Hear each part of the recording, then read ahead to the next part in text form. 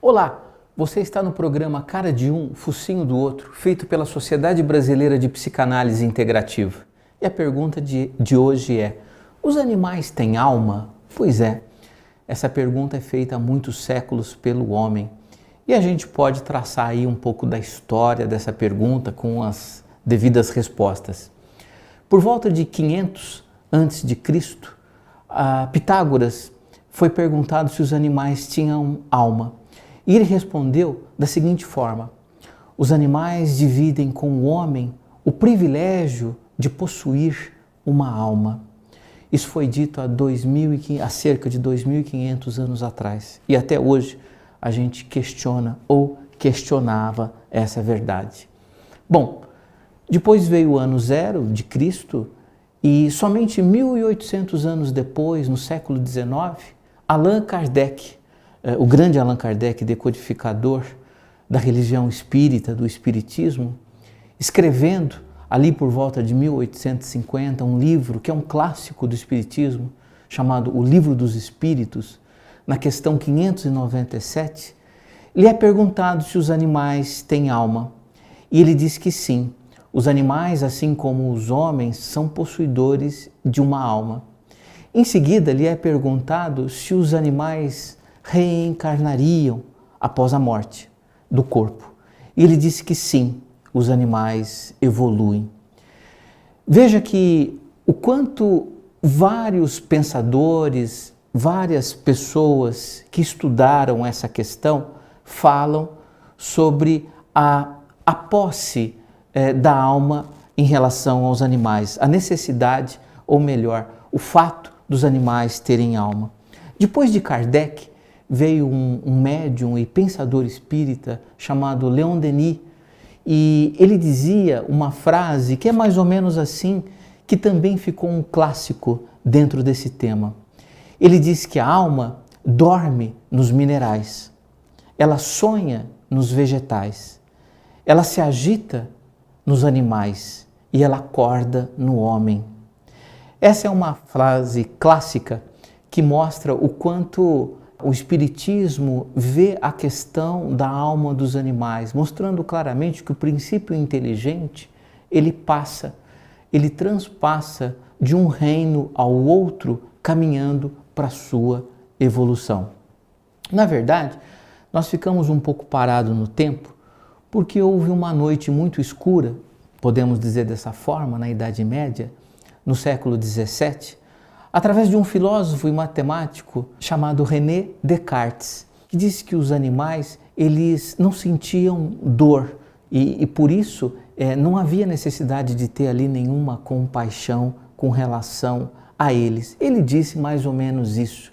E como nós acabamos de alguma forma nos concentrando, ou dando mais importância para o mal, digamos assim, isso prevaleceu. Depois do século XVII, a gente ainda que a gente esteja no século XXI, nós temos essa questão de René Descartes, em que os animais não sentem dor, eles não têm nenhum tipo de angústia, de tristeza, de saudade, e eles podem ser subjugados de qualquer forma, caracterizando aí um especismo, Especismo é você dar valor a uma determinada espécie em relação à outra.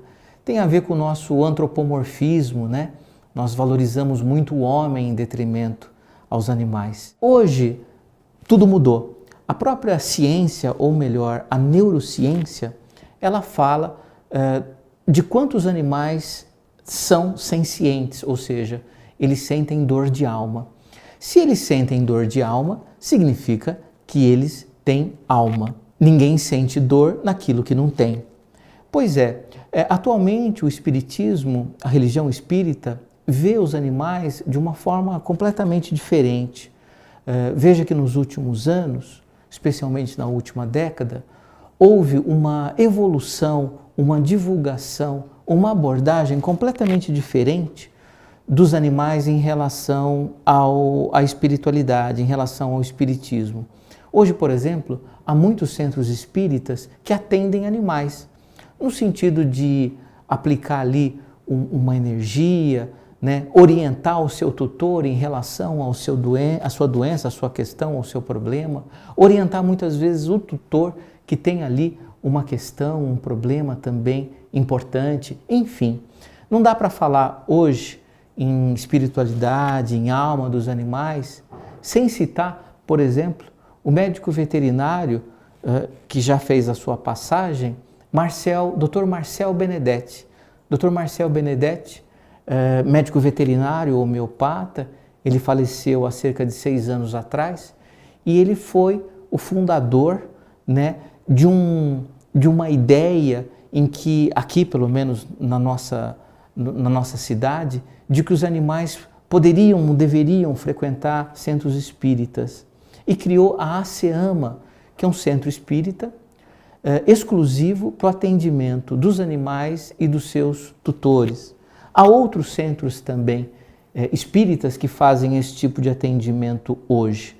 Por exemplo, o Grupo Fraternal Francisco de Assis, né, sediado na cidade de São Bernardo do Campo, através da orientação de espíritos da categoria dos zoófilos, a gente vai falar um pouquinho sobre eles, e também da orientação do próprio Dr. Marcel Benedetti, nesses centros espíritas, eles praticam, eles se utilizam do animal para os seus tratamentos, na medida que os tutores vão buscar uma orientação espiritualista para o problema que o animal tem.